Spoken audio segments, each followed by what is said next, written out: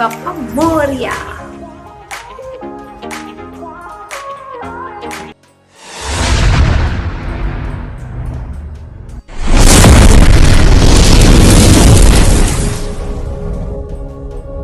આપણે શું બનાવવાના છીએ? આજે આપણે બનાવવાના છે મોદક લડ્ડુ. મોદક લડ્ડુ કોના ભાવતા છે? એકદમ ભાવતા છે ગણપતિ બાપાના. એની સાથે હું તમને કહીશ મોદક લડ્ડુની વાર્તા. કઈ વાર્તા હોય છે, એમાં કેટલા લાડવા ભાવે છે, કોને કોને ખબર છે કે ગણપતિ દાદા કેટલા લડ્ડુ ખાય. તો આપણે ચલો બનાવીએ મોદક લડ્ડુ. આપણે ચાલુ કરીએ ગણપતિ બાપાના મોદક લડ્ડુ બનાવવાની રીત. તો મેં લઈ લીધો છે 1 વાટકી જેટલો સૂજી, જે સાદી સૂજી છે, જે આપણે ઘરમાં વાપરતા હોઈએ. તમે સાવ ઝીણી સૂજી જેવું લઈ શકો, જાડી સૂજી નહીં કામ આવે, પણ ઝીણી સૂજીનું એકદમ સરસ મજાના મોદક થશે. મેં લઈ લીધી છે 2 વાટકી દૂધ. 1 કપ સૂજી, 2 વાટકી દૂધ. સેમ વાટકીનું માપ લઈ લઈશ હું.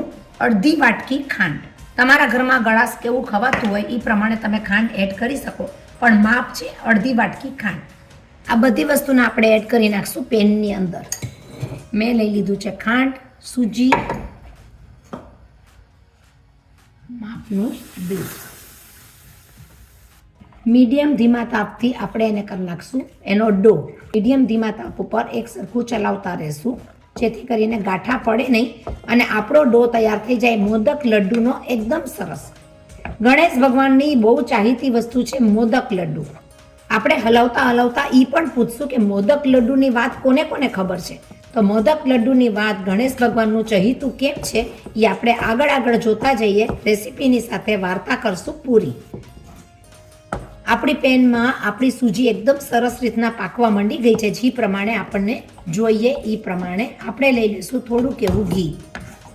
અડધી ચમચી હું નાખી દઈશ ઘી. સ્વાદ માટે એલચી પાવડર. એનું બાઇન્ડિંગ એકદમ સરસ થવા માંડ્યું છે. આ બાઇન્ડિંગથી આપણા મોદક લડ્ડુ બહુ સરસ બળશે. આપણે કોશિશ કરશું મોલ્ટ વગર પણ બનાવવાની અને મોલ્ટ સાથે પણ બનાવવાની. આપણે એને એક બાજુ ઠરવા દેશું. આ મોદક લડ્ડુનું આપણું મિક્સિંગ એકદમ સરસ મજાનું તૈયાર થઈ ગયું છે. એની સ્ટફિંગની તૈયારીમાં હું લઈ લઈશ 1 વાટકી ટોપરું. કોપરું તમે ડેસિકેટેડ પણ લઈ શકો, નહીં તો સાદું ટોપરું હોય એને ખમણીને ઝીણી સાઈડથી લઈ શકો. હું લઈ લઈશ એટલી જ વાટકીનો ગોળ. મિક્સ કરી નાખશું મીડિયમ ધીમા તાપ ઉપર બંને સ્ટફિંગની વસ્તુને. આપણે ખાલી ગરમ કરીને મિક્સ જ કરવાનું છે અને એનું બનાવવાનું છે સ્ટફિંગ.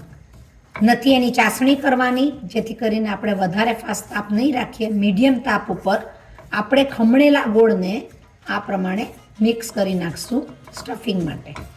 આપણું આ સ્ટફિંગ એકદમ સરસ રીતના તૈયાર થઈ ગયું છે. ગેસની ફ્લેમને કરી નાખશું બંધ. આ મિક્સિંગ બહુ સરસ થઈ ગયું છે. એને લઈ લઈશું એક બાઉલમાં. આપણો મોદકનો ડો છે લુકવોર્મ, ત્યારે આપણે એને મિક્સ કરી નાખશું એકદમ ફાઇન રીતના અને પૂરી બનાવીને બનાવશું મોદક. થોડો એવો કઠણ લાગે તો આને મસળથી ફેરે તમે થોડું એવું દૂધ એડ કરી શકો, પણ આ આપણો ડો છે લ્યુકવોર્મ. આપણા વણવાના પાટલા ઉપર આપણે જરાક એવું લઈ લેશું ઘી. બનાવી નાખશું નાની નાની મસ્ત મજાની પૂરી. સ્ટફિંગમાં લઈ લેશું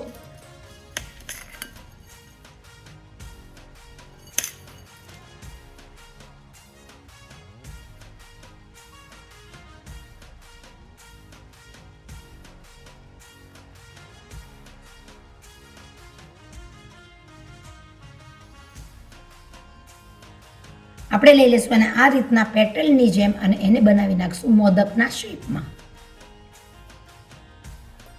થોડો હાથથી શેપ દેવો અઘરો પડે, કારણ કે સૂજીની પૂરી બનાવીને હાથનો મોદક આ પ્રમાણે પણ મોદક બની જશે.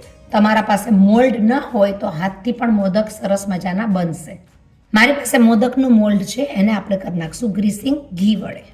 આપણે ડેકોરેટ કરી નાખશું પિસ્તાથી અને રોઝ પેટલથી.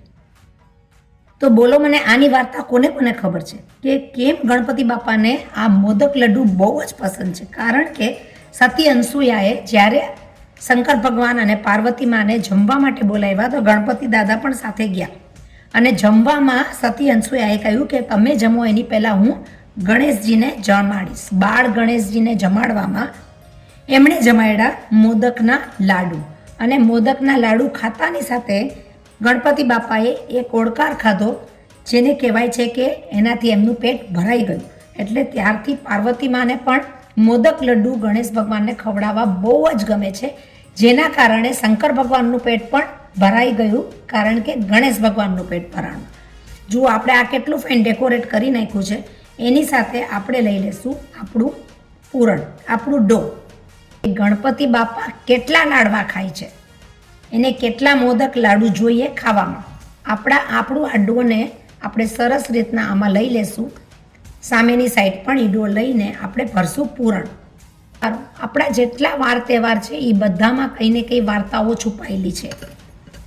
આની અંદર ભરી નાખશું આપણે પૂરણ. સ્ટફિંગને લીધા બાદ આપણે કરી નાખશું એને બંધ.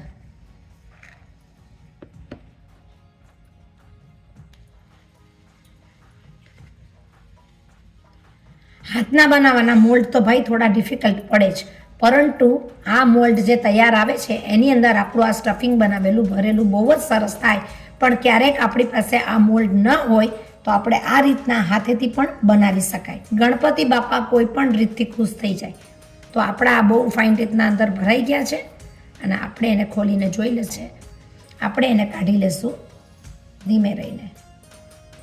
ગણેશ જય ગણેશ દેવા, માતા જાકી પાર્વતી પિતા મહાદેવા. ગણપતિ બાપાના તહેવારો ચાલુ થઈ ગયા. આપણે બનાવી નાખ્યા મોદક. મોદકને બનાવવાની રીત તો બહુ જ સહેલી છે. તો હું તમારી સાથે આ પણ શેર કરું કે થોડું એવું ઘીનું ગ્રેસિંગ સાથે આપણે બનાવી નાખશું મોદક. આપણો અવાજ તો વયો ગયો છે, પણ તેમ છતાં પણ આપણી રેસીપી મોદકની તો ભાઈ ઉતરવી જ જોઈએ. તો એને આપણે લઈ લઈશું થોડું દબાવીને. આ મોદકનું પૂરણ જે છે એ થોડું ગરમ હોવું જોઈએ, એટલે કે વોર્મ હોવું જોઈએ. આપણે એને લઈ લઈશું બેય બાજુ. એની સાથે આપણે ભરી દઈશું અંદર આપણું પૂરણ.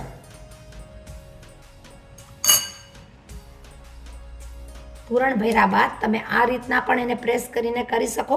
જે વધારાનો ભાગ છે એને આપણે કાઢી નાખશું, દબાવી દેશું.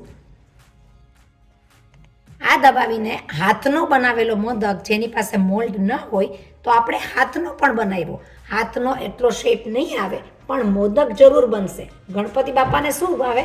મોદક લડ્ડુ. તો આપણે બનાવી નાખ્યા મોદક લડ્ડુ. મોદક લડ્ડુ બને છે બહુ જ સરસ. આપણે બનાવ્યા આપણા મોદક લડ્ડુ એકદમ સરસ. ડિઝાઇન સાથે પણ આ મોદક લડ્ડુ બહુ સરસ બનશે. વધારાનો ભાગ છે આપણે કાઢી લઈશું અને આપણા મોદક બન્યા છે બહુ જ સરસ રીતના, જે તરત જ બની જતા હોય છે. તો આ પૂરણ બનાવવું રહ્યું એની સાથે તમે લઈ શકો થોડા એવા પિસ્તા, થોડું એવું rose petal. Rose petal dry હોય તો પણ થાય. મારી પાસે ફ્રેશ રોઝ પેટલ છે, મેં રોઝ પેટલ લઈ લીધા છે ફ્રેશ. એને આપણે લઈ લઈશું પાછું એ જ પ્રમાણે. આ આપણા બની ગયા ડિઝાઇનવાળા. તમે જોઈ શકો મોદકના શેપ બહુ જ સરસ આવ્યો છે અને મોદક નીકળી આવે છે આપણા એકદમ સરસ રીતના. હાથથી થોડો કાપી દઈશું શેપ. આ મોદક આપણા તૈયાર થઈ ગયા છે. મોદક બને છે બહુ જ સરસ. આપણે બનાવી નાખ્યા મોદક લડ્ડુ એકદમ સરસ રીતના. તો રેસીપી જરૂર જોજો કઈ રીતના બનાવાય છે. સિમ્પલ રીતના, સરળ રીતના આપણે બનાવ્યા ગણપતિ બાપાના ભાવતા મોદક લડ્ડુ. તો જરૂર બનાવજો, શેર કરજો, સબસ્ક્રાઈબ કરજો, લાઈક કરજો, બીજાને આગળ ફોરવર્ડ કરજો. આપણે હજી ઘણી બધી અલગ અલગ મોદકની રેસીપી લઈને આવીએ છીએ ગણપતિ બાપાના તહેવારમાં. મળીએ છીએ પાછા જલ્દીથી. શેર કરો, સબસ્ક્રાઈબ કરો. મળ્યા પાછા. Bye bye. બાપા મોરિયા.